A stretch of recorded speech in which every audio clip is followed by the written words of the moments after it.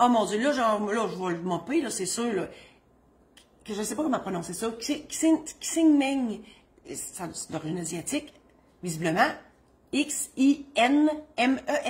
Aucune idée comment on prononce ça. Je ne sais même pas si c'est un monsieur ou une madame. Et je suis désolée. On ne les connaît pas, ces prénoms-là, nous autres. Hein? Elle ou lui? De Valcourt. Ma mère est diagnostiquée Alzheimer. J'en suis fort désolée. C'est de plus en plus courant. Elle est dans un hébergement pour personnes âgées depuis 2017. Sur son mandat en cas d'inaptitude, elle a mis le nom de son conjoint. Celui-ci n'est plus en couple avec elle depuis 2018. Puis on peut comprendre, des fois c'est difficile de supporter une personne inapte.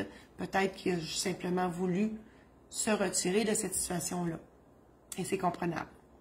Et c'est moi qui s'est occupé d'elle depuis. C'est sûr, vous êtes son enfant.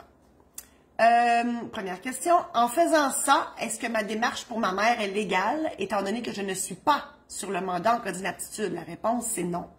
Parce que le principe, quand une personne est déclarée inapte, donc il y a juste un médecin qui peut la déclarer inapte. Parce que là, l'histoire ne dit pas si elle est inapte de façon totale et permanente. J'ai un feeling qu'on est rendu là. Donc, si c'est le cas, ben, il y a eu quelqu'un, un médecin qui a fait une évaluation médicale, un travailleur ou une travailleuse sociale qui a fait l'évaluation psychosociale. Les deux en sont venus à la conclusion que votre mère, elle n'est plus apte. À ce moment-là, on homologue le mandat. Et à ce moment-là, le conjoint, il va falloir qu'il vienne renoncer à sa charge. Puis là, vous semblez me dire que vous n'êtes pas du tout sur le mandat. Bien, c'est plate parce que ça va être l'autre personne. C'est sûr que c'est un mandat notarié, c'est sûr qu'on le met en remplaçant. Ça sera la personne remplaçante.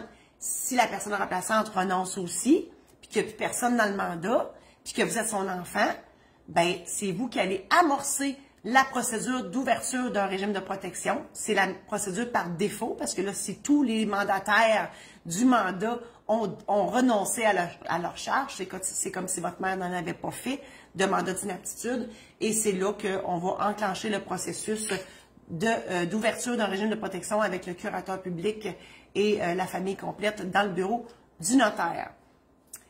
Dernière question. Aussi, est-ce que je peux m'occuper de la vente de ces biens, meubles et immeubles en son nom? La réponse est encore non. Et dans le cas que je vous parle de régime de protection, ça va nécessiter une deuxième demande au juge pour pouvoir vendre la maison. Parce que le curateur ne peut pas le faire sans autorisation de la cour. Alors, je m'excuse, Xinmeng, je m'essaye. Je suis fort désolée de cette situation-là et je vous souhaite bon courage dans ça.